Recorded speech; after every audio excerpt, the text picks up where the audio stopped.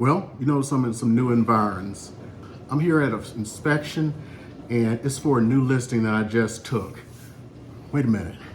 Don't you do an inspection after you done purchased or bought the house and then you're doing all this stuff while you're in escrow? Well, I wanted to show you guys, and it's an experiment. These are proven things that work and things you can't usually get the sellers to do.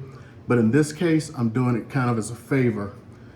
This guy was in my squadron when I was active duty. So I'm gonna make sure he gets treated right, and you're gonna follow along throughout the entire process. So go ahead, follow along.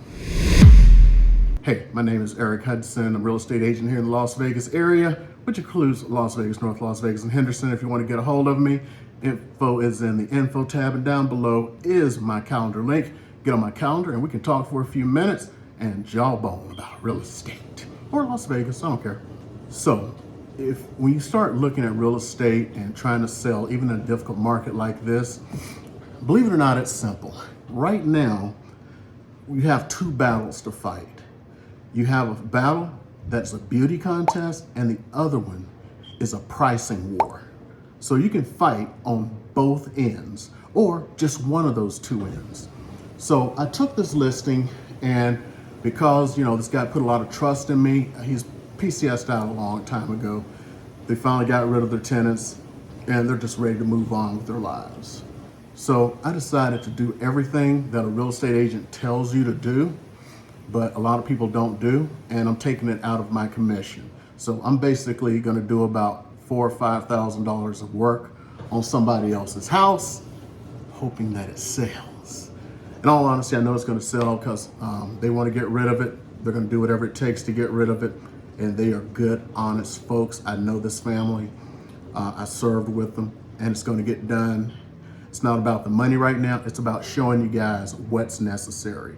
So today, we got my inspector out, and he is going to do an entire inspection of this house before we put it on the market. Why would you want to do that? Well, this is so we don't have any surprises. Do you like surprises? I don't like surprises. I want to know if something's wrong. I want to know about all these little things that somebody else is going to worry about. Well, once I get that report, I'm then going to look through it. Then I'm going to go, okay, what do I have to do next? Then I'm gonna get my handyman in here and we're gonna fix as much as we can. So now when a buyer comes through, guess what I got? Okay, we've already done an inspection prior to listing. This is all the work we've done fixing these things, and here's the inspection show that they got fixed. Okay, so if you look here, the washer and dryer is going off right now. Another thing I'm going to be doing for them, just a little bit of behind the scenes stuff going on here, is these are old. Guess what? Because of some happenstance, I have an almost new front load system. I'm going to have it taken out of storage, and I'm going to replace this old and busted with the new hotness. This is the kind of stuff you need to do. Oh yeah, I'm gonna include my washer and dryer, and then you go, okay, cool. But when you see that nice front load, guess what? It's gonna help sell your house. And to be honest, I gotta get rid of it. It came out of another house, and the buyer did not want it because they had their own brand new stuff. So I had to get rid of it. Couldn't find anybody at the time. I just put it in storage. Now I get to take it out of storage and reclaim some of my space. But it was lived in for 6 years. So, I mean, I don't have to replace the carpet, thank goodness. What I am gonna do is, you know those little corners and stuff where you knock it off by moving stuff or just bumping into them? And look at every corner in every house here. They're filthy. Or they have the little dings in them. I'm gonna have my handyman come in, take that, make it look good. Okay, next issue we have here, it's not really an issue, but look, a bare room. When you're looking online, you're gonna be going like, okay, a bare room, got the requisite, somebody came in here with a vacuum cleaner. I don't know why they always look like this with vacuum cleaners. I'm probably gonna bring in a carpet cleaning company and get it like deep cleaned so it looks good. And I hate these things. I don't know why, but I just do. I'm gonna get rid of that, make it look all fresh and cocoa sparkly, you know. Next, see, it's kind of coming up here. You can't see it, but you see over there, you see how the walls, that's just from age. Get that taken care of. These holes in the wall from the big screen TV, they're gonna be gone. Make it look good. The walls, you know, you got the big screen TV. We're gonna fill those holes, smooth it out, paint that wall. Match and paint all of the walls in the house so it looks right. So when people come in, they're not distracted. So you'll be following along with this entire process. And in the end, we're gonna see if we can sell. Because right now in this neighborhood, average house has been on the market longer than 60 days. And it's just the way it is. Next thing, we started the price right. And we've already built in the proper price adjustments to take care of if the market is not responding. So I already have the next 3 price adjustments and the timing built in, so we know market's not responding, boom. A lot of people try to do this, I want to try this price, blah, blah, blah. You got the low ballers and they want, no, not in this market. You do not want to chase this market down. You want to be ahead of the market. You want to price for 1 month from now. Not right now, not last month, not what Fred sold their house for. You want to price for next month, the month after, or maybe the month after that. Trust me, the buyers are looking. The other thing we're going to be doing, thank goodness this guy trusts me because I can do so much more for him. We're going to be offering a buy down. It makes a huge difference in your payment when you're getting 4% interest instead of 7%. That's going to bring in a lot of buyers. So these are the things that are really necessary to get a house sold in this day and age. There is no more playing. We have 4 times as many houses on the market with 60% of the buyers we had before the market came tumbling down and Jerome Powell said, I'm gonna destroy the economy. But they're doing it on purpose because the runaway inflation, and you saw it, all your politicians are at fault because how many of them are sitting around talking about the 9%, 8%, whatever inflation rate? That's the inflation rate for the rest of the world. As a matter of fact, we have the lowest inflation in the world, but because politicians are grossing about it, you get to pay for it.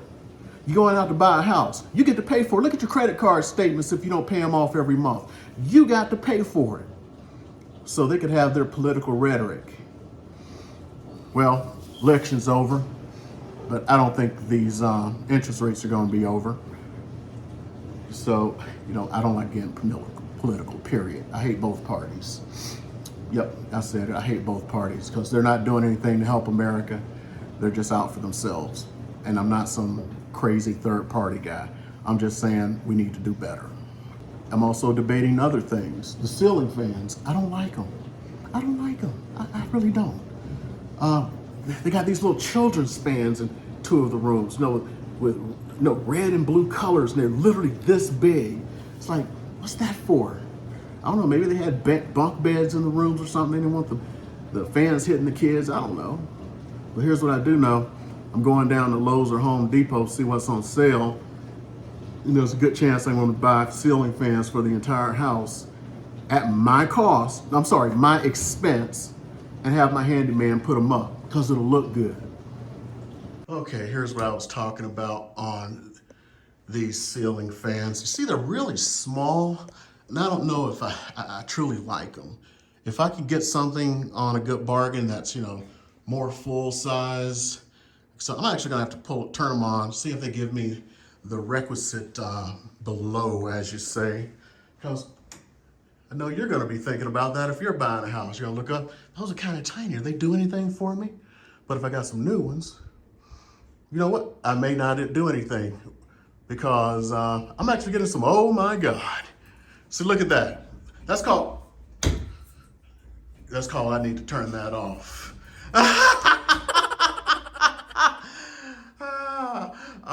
So anyway, I got to get somebody in here to fix that, because you're going to come in here, you're going to turn that on. I'm sure this is going to be in the inspection report, and it's going to start doing that. Yeah, I don't think anybody wants that. So 3 of the rooms in here have these little things, but they actually did give some good air before it started oscillating and frightening me. We're going to do virtual staging on this house. It's going to have the professional photographs with the 3D walkthrough and the drone photography and all that jazz. The entire purpose is to get it sold, and quickly. I'm going to have to play stage, but I'm not going to stage it for real. It's going to be called virtual staging. This is amazing. Everything's going to complement the room. It's going to look so beautiful. You'll see the pictures online and fall in love and come in here, and it's going to be empty. And then you're going like, wait a minute, it's empty. That's the point. I can now come up in here and go like, okay, my couch is gonna go here. Yeah. So the main places are going to be virtually staged. Look here, we got the kitchen. We'll probably put some virtually staged bar stools here. Who knows, virtually staged the pantry. No, you don't do that. You mainly do the living room, main bedroom, and like one other room. That's about it. And I'm probably going to virtually stage the backyard here and put in some nice patio furniture after I send my landscaper out and get all this stuff cleaned up. Same out front. It's going to look good. Stop thinking about how much money you're going to make and think about what you're going to do for your clients. Or in this case, I consider him a friend. So anybody else who, I've said this before, you know, you come in a real estate agent and you're interviewing real estate agents, or maybe it's one, and you start the conversation in this day and age with how much you're going to charge, can you do better? They may do better, and then they ain't going to do all this stuff. Now, in all honesty, some of the stuff I'm doing, I mean, like the pre-inspection, fixing all the stuff, the painting, that's really his job. In other words, my client. I'm doing this as a favor because I want to show y'all what it's going to do. You're going to see the before and after. You get to see what's going on. You get behind the scenes, and you'll go like, oh, I'm trying to sell my house. Maybe I need to go grab $5,000 so I can get 10 or 15 more. Stop poverty thinking. I don't know if you ever followed Brian Tracy. He had this thing where he talked about poverty thinking and how sometimes this poverty thinking makes you less money. Oh, I don't want to spend the money on that. Oh, I don't have the money for that. Okay, great. You're going to get 20,000 less. Well, I don't want to get 20,000. You're going to get 20,000 less. Have the stuff fixed. The buyers today want perfect. Remember, beauty contest, price war. You're going to compete on one of those two. If you don't make it beautiful, you're going to make it cheap. Okay? If you want to make it beautiful, it costs a lot less money. I'm going to have to worry about over on this side here. I got a cooktop. The cooktop has some issues. I'm going to have those issues taken care of because I don't want somebody coming here going like, ew. I want it to look pretty. I want it to be beautiful. And it's not cosmetic. There are some mechanical things. I got to bring somebody here. I'm going to get that fixed for them. Do this stuff. Sitting around talking about you ain't got the money. There are programs out there. Here at my company, Keller Williams, we got a program. There's another one from a place called Curbio. They would take care of this stuff and get paid through escrow. A lot of you owned your house for 2 years. You got $100,000 in equity. Do you want to maintain that 100,000 or do you want to get less? I think you want to get more. So follow along with me, go through this crazy little journey, and we're going to see what can be done and how we're going to spend my money to get somebody else's house sold. And you should be thinking how you're going to spend your money to get it sold. Okay? Again, if you want to contact me, you can even talk about these little upgrades that I'm doing as you follow along. Information is up in the info tab. Call, text, or email. Get on my calendar down below. Got 15 minutes for you. You can find out when I am available. And as always, if you believe these truth bombs helped you out a little bit, if you're a truth seeker, hit that subscribe button. And most importantly, hit that thumbs up and leave a comment, because They keep telling me that's how the YouTube algorithm works, for me to get my message out to more folks. See y'all.